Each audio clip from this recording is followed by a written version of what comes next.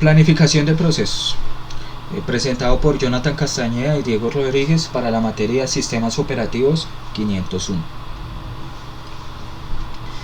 La planificación es el proceso en el cual el sistema operativo selecciona el proceso que se desea ejecutar. Para poder seleccionar un proceso, este se basa antes en alguno de los algoritmos de planificación. La planificación de la CPU, en el sentido de conmutarla entre los distintos procesos, es una de las funciones del sistema, donde se crea un despacho, o bueno, se lleva a cabo por un pequeño programa al cual vamos a llamar despachador o dispatcher en inglés, o planificador a corto plazo, donde su principal misión es asignar la CPU a uno de los procesos ejecutables del sistema, y para esto entonces sigue un determinado algoritmo. Aquí tenemos un diagrama el cual nos explica, o bueno, nos da a entender cuál es el proceso que lleva a cabo cada proceso para ser usado o ejecutado. Entonces, como podemos ver, lo primero que hace es se queda en espera para entrar, donde después de esto entra y entra en espera para iniciarse. Después de esto los procesos son suspendidos o en espera de activación. Después de esto, después de la sala de espera de activación, entra a hacer un proceso activo. Después de esto se ejecuta y por último termina. Entonces, para ello vamos a conocer los objetivos o su principal objetivo de cada tipo de planificación, ya sea la planificación a largo plazo, la de medio plazo y la de corto plazo. Entonces, el objetivo primordial del planificador de largo plazo es el de dar al planificador de la CPU una mezcla equilibrada de trabajos, tales como los limitados por la CPU, los cuales son los que más usan la CPU. Entonces, un ejemplo de esto es cuando se usa la CPU, pero se usa de una manera muy baja, y el planificador puede usar muchísimos más procesos. O sea, va a aceptar más procesos debido a que pues no se está usando, digamos, el tope, ¿no? Entonces, después de esto, cada proceso entra a la sala de espera, como lo explicábamos en el diagrama, y así hasta que sea asignado a la CPU o a la inversa, que es cuando la utilización de la CPU llega a ser demasiado alta y pues el tiempo de espera empieza a reflejarlo. O sea, por ejemplo, vamos a abrir, no sé, tenemos abierto Visual Studio, Google Chrome y el programa de Office, y nuestra CPU no es de alta gama o ese tipo de cosas. Entonces, si estos procesos llegan a llenar mucho la utilización de la CPU, llegan a utilizarla mucho, lo que pasa es que entonces si vamos a abrir algún otro programa, el programa tardará demasiado en abrir. Entonces eso pasa a la hora de si es usada mucho o es usada poco. Entonces ahí es eso, donde toca optar para reducir la frecuencia de cada admisión de trabajo o de procesos. Planificación a medio plazo. El planificador a medio plazo es el encargado de regir las transiciones de procesos entre memoria principal y secundaria. Actúa intentando maximizar la utilización de los recursos. Un ejemplo de esto es que cuando siempre está transfiriendo memoria de la memoria principal a la memoria secundaria procesos bloqueados, o transfiriendo a la memoria principal los procesos bloqueados únicamente porque no tiene memoria. Básicamente es que cuando la memoria principal se ve muy llena, lo que hace es que envía los procesos que se encuentran por el momento bloqueados, los envía a la memoria secundaria. Ya la memoria secundaria, si se está llenando mucho o está siendo utilizada mucho, entonces verifica si la memoria principal tiene muchos procesos.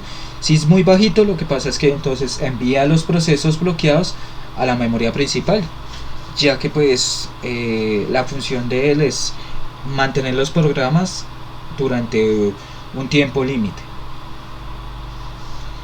Y la planificación a corto plazo, el cual es el proceso que se ejecutará en el instante siguiente. O sea, es como el que está en espera a que termine el siguiente instante o ese tipo de cosas. Entonces, su principal objetivo es repartir el tiempo del procesador de forma que se optimicen algunos puntos del comportamiento del sistema. Básicamente es equitativamente tratar de mantener el sistema nivelado para que pues no exista ningún tipo de problemas o algún tipo de conflictos frente a la ejecución de los programas. Objetivos de planificación. Listo, los objetivos del planificador se resumen en 4. Reparto equitativo del tiempo de procesador, la eficiencia en el uso de procesador, en el menor tiempo de respuesta en un uso interactivo y cumplir los plazos de ejecución de los sistemas en tiempo real.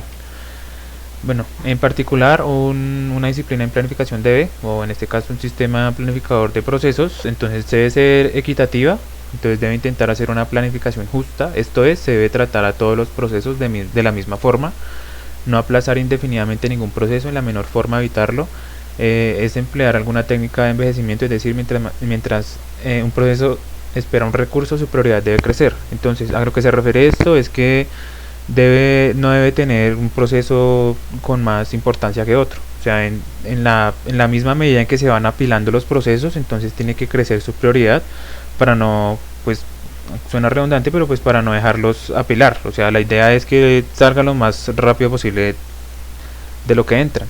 Entonces, el ser eficiente debe maximizar el uso de los recursos, tales como intentar que la ocupación del CPU sea máxima, al mismo tiempo que debe intentar reducir el gasto extra por considerar que es trabajo no productivo.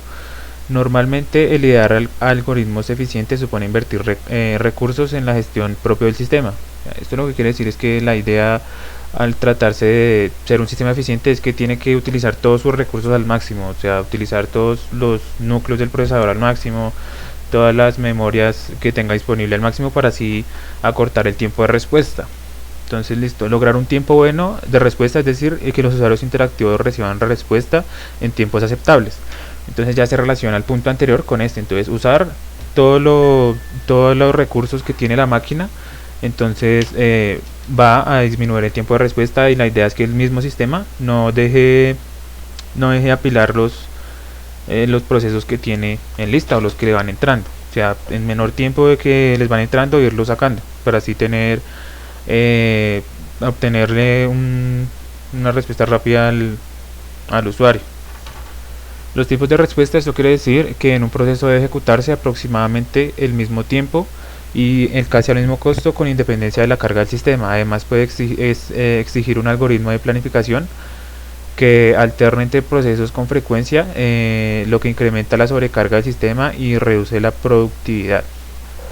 Entonces esto ya habla de sistemas por lotes, de batch. Lo que esto quiere decir que sería, al ser un algoritmo de planificación, entonces va a ser muy repetitivo, entonces se va a repetir en bucle el mismo algoritmo.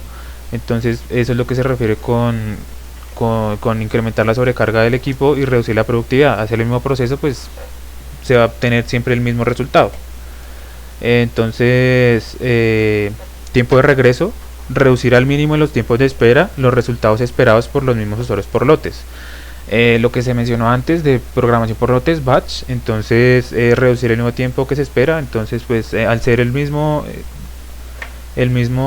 algoritmo repetitivo, la misma tarea repetitiva, pues espera que el tiempo pues sea mínimo, pero pues obviamente va a ser siempre el mismo porque es el mismo proceso.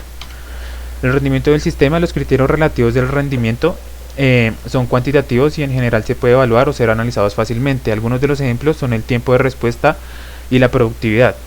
A lo que esto se refiere, que los criterios relativos, entonces se pueden medir por números. Entonces puede ser evaluado, por ejemplo, a lo que dice ahí, el tiempo de respuesta se puede medir en segundos, minutos o pues la unidad de tiempo que se tiene en cuenta, o la productividad se puede medir por ejemplo en porcentaje. Entonces pues se podría tener registros y pues se podría hacer muy fácil, o sea, pues, se podría comparar muy fácilmente de un sistema a otro. Y los criterios no relativos al rendimiento son en cambio cualitativos, no pueden ser evaluados fácilmente. Un ejemplo de estos son la previsibilidad, sería inconveniente para el servicio ofrecido que tenga las mismas características en todo momento, independientemente de la existencia de otros trabajos ejecutados en el sistema. O sea, ya vendría a ser un sistema muy de mucha duración, entonces sería muy difícil saber, por ejemplo, si se está usando más o menos memoria, qué cantidad de núcleos o cosas así. Entonces pues sería muchísimo más difícil, ya entraríamos a hablar de la cualidad del sistema. Y listo, esto sería todo y muchísimas gracias por la atención.